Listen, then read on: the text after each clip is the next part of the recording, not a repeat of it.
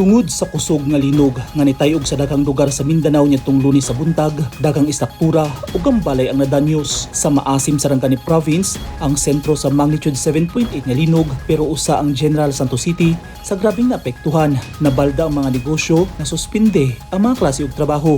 Tungod sa insidente, personal nga ginspeksyon ni President Ferdinand Bongbong Marcos Jr. ang Gensan adtong Miyerkules, Hunyo 10 ning tuiga. Duha ka adlaw human sa kusog nga linog. Gibisita niya ang mga nadaot nga eskwelahan. Usa niini ang General Santos City National High School.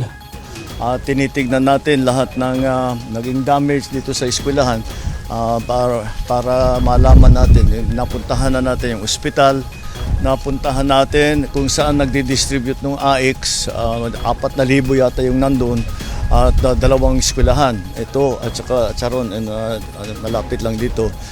Tinitignan kung ano ba yung mga damage. Usa ang General Santos City National High School sa pinakadako nga pampublikong eskwelahan sa syudad nga dunay kapin 10,000 ka mga estudyante. Sa gihimong assessment, duha ka building nila ang dili na magamit. Gimanduan na sab ang ubang ahensya nga tabangan ang mga teachers sa Mindanao nga makahatag og counseling kung psychosocial support, hilabi na sa mga pupil o estudyante nga posibleng na trauma diyang nasinati ang kusog nga pagtayog.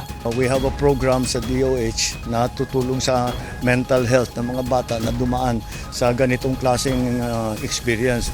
Gigahinan sab og panahon ni Marcos nga masusi ang usa ka pribadong hospital sa Gensan nga nadanyo sa linog. Niuban sa inspeksyon si DPWH Secretary Vince Dizon ug ubang cabinet secretary. So patuloy lang ang ating ginagawa. We are still trying to assess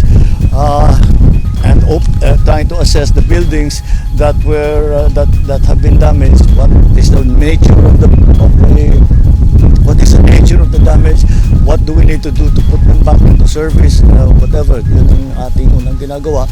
Of course, the first step was always mag-provide ng relief goods, mag-provide ng healthcare at evacuation. Sumala ni Marcos, gawa sa mga eskwelahan ug ospital, padayon sa pang assessment sa ubang establishment sa Gensan aron masuta ang gidapon sa danyos nga gibilin sa linog. Naghatag na ang gobyerno og 100 million pesos para sa pagtukod og bagong Gensan City Hall, samtang ang matag pamilya sa mga namatayan makadawat og 50,000 pesos gikan sa gobyerno. Dugang sa presidente, 85% sa supply sa kuryente sa Mindanao ang nabalik na, samtang padayon nga ginasikaso ang supply sa tubig.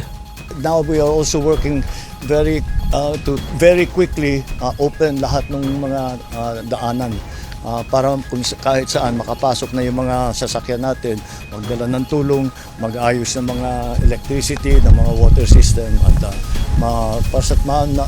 mabilis na ang pagdala ng serbisyo nito. Permi paghihapon, makasinati og mga aftershock ang Gensan. Eugene Hinutan, Newsline Philippines. Stay safe.